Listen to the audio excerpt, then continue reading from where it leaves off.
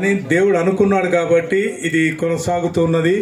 అదేవిధంగా మరి మొన్న కూడా వర్ధన్నపేటలో ఒక బిషప్ గారిని చేసి అక్కడ కూడా మరి ప్రేయర్ టవర్ ఓపెన్ చేయడము ఎంతో ఆనందకరము. అలాగనే ఇంకొక ప్రేయర్ టవర్ కూడా తొందరలో జరుగుతుందని మేము ఆశిస్తున్నాం. దానికి మన టీం అంతా మరి చేస్తున్నారు, చాలా సంతోషం.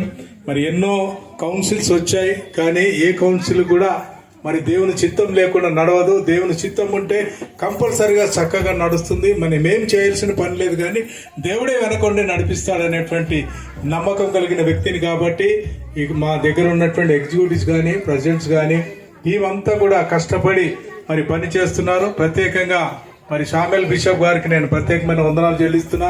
ఎంత భారమైనప్పటికీ మరి నా దగ్గర క్రిస్మస్ ప్రోగ్రాం జరగాలనేటువంటి ఉద్దేశంతో ఆయన కుటుంబం, ఆయన సంఘం నేను ప్రత్యేకమైన వందనాలు చెల్లిస్తున్నా.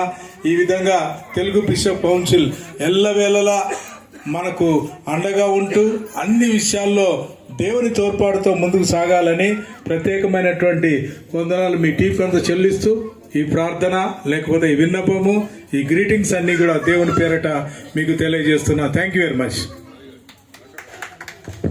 థ్యాంక్ యూ భాస్కర్ రెడ్డి గారు. Short and sweet. ఈ సమయంలో బిషప్ డాక్టర్ భాస్కర్ ముల్కాల గారు. Thank you very much bishop విజయసార్ గారు. మనోహరమైన క్రిస్మస్ వేడుక అద్భుతంగా ఉంది. తెలుగు బిషప్స్ కౌన్సిల్ వారందరికి రావడం, నాకు కూడా చిన్న అవకాశం గ్రీటింగ్ చెప్పడానికి ఇచ్చిన అవకాశం బట్టి వందనాలు. క్రిస్మస్ అంటేనే అందరికీ సంతోషం. క్రిస్మస్లో మరి ఆకాశంలో వెలుగు పుట్టింది అంటే నక్షత్రం. తర్వాత ప్రజలందరికీ కూడా ఆ వెలుగు వచ్చింది. అందరికి వెలుగు, ప్రభువు నమ్మిన వారందరికీ అంతరంగంలో వెలుగు వస్తుంది.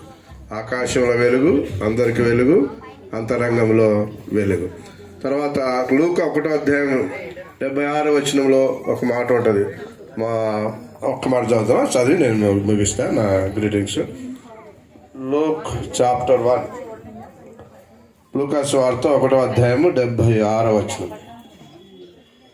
లూకా 1వ అధ్యాయము. నాకంటే ముందు ఎవరైనా తెలుస్తారు, చదువుతారా?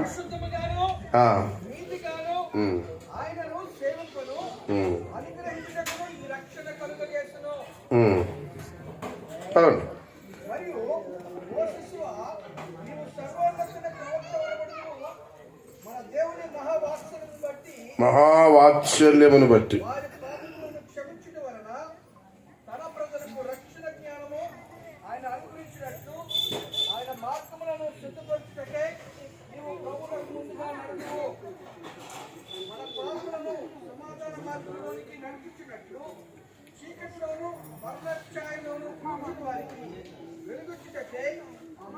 ఆ మహావాత్సల్యమును బట్టి.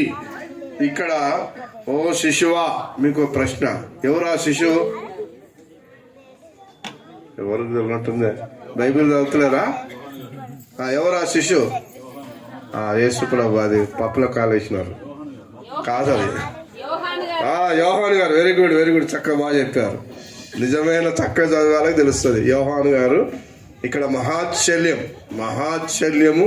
తర్వాత లూకా 2వ అధ్యాయం కూడా ఈ దేవదూత వచ్చినప్పుడు ప్రభు దూత వారి యుద్ధకు వచ్చి నిలిచి వారి చుట్టూ ఏం ప్రకాశించింది? మహిమ ప్రకాశించినందున అయితే ఆ దూత భయపడకుడి. 10వ వచనం. ఇదిగో ప్రజలందరూ కలగబో మహాసంతోషం. క్రిస్మస్ అనగానే మహాసంతోషం. మహాప్రేమ గల దేవుడు మనం ఏర్పాటు చేసుకున్నాడు. మహోన్నతుడైన దేవుడు రావడం, ఈ రీతిగా క్రిస్మస్ ఆనందాన్ని పంచుకోవడానికి ఇచ్చిన గొప్ప తరగతిని బట్టి దేవుని స్తుతిస్తూ ముగిస్తున్నాను. Greetings. Thank you very much. మరి ఈ సమయంలో ఇంకా ఎక్కువ సమయాన్ని తీసుకోకుండా